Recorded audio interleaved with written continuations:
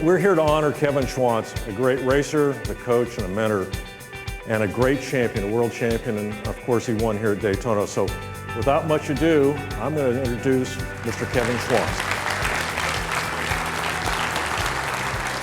Growing up, what was dangled in front of me as a kid was, you do good at school, you get to ride your bike.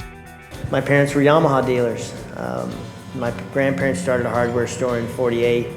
My parents took it over from them in 1960. They got a Yamaha franchise in '64, so that's the year I was born.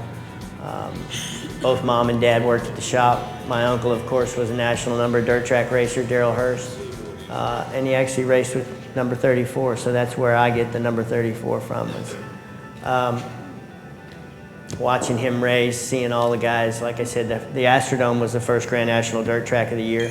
Our shop was 20 minutes from the Astrodome, so a lot of the racers used to come to the shop, and I just remember as a kid thinking, racing bikes and making a living, wouldn't that be fun? Even what amazes me more about this sport that we all live in and love is how much camaraderie there is amongst, whether it's Mick Andrews, whether it's Malcolm Smith, whether it's all those guys, Mert Lawwell, the guys that I remember watching on any Sunday and just going, God, look how much fun they're having and they're racing bikes. Yeah, well, I thought I wanted to be a motocross racer because they like jumps and dirt and all that stuff. My dad was an avid trials rider, so I did the first competition I ever rode on a motorcycle was observed trials. I went from that to riding my trials bike really fast and thinking, you know what, I really would like to have a YZ80. It was the first proper motocross bike that I got. And then I started doing hare scrambles and motocross racing. So I tried the Houston Supercross in '82 to absolutely no success. '83, thought I was in a little bit better shape, a little bit more fit. I got a really good start in my heat race, and I followed a gentleman by the name of Mike Bell. I tried to follow Mike Bell. Hold on, I have to rephrase that. Tried to follow him over a little kicker that was about that tall, just a big square face. And as we were going, remember the old Supercross tracks had the over-under? Well, as I was trying to go under the tunnel over this bump, Mike Bell got back over the rear fender of his Yamaha and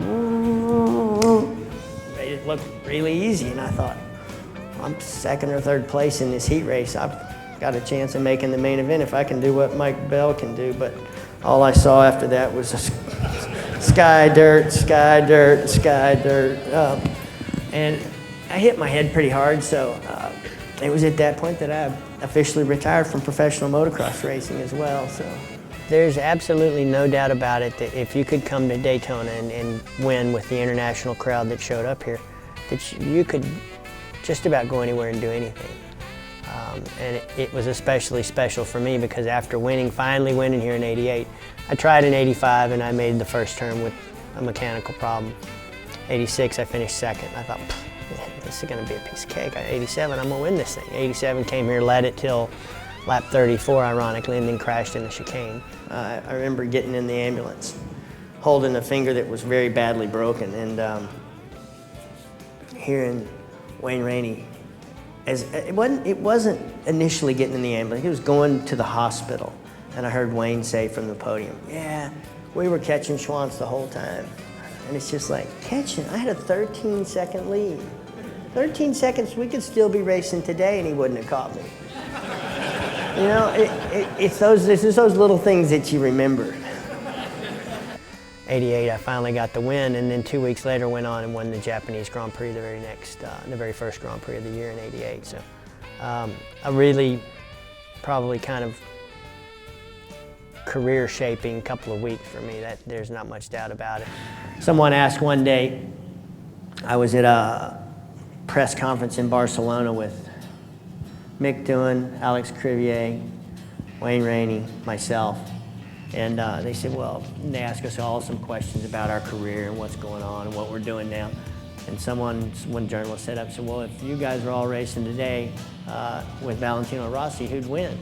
And it went down the line, and Mick said, oh, I don't know. Wayne said, oh, I don't know. Alex, oh, I'm not sure. I said, all I know is Rossi'd be fifth. And You should have seen the mass exodus of journalists from the room to run down and tell Valentino Rossi what I just said. And that was, like I said in the very first question that we answered was racing bikes and making a living doing it. I mean, what could you possibly ask for that would be better?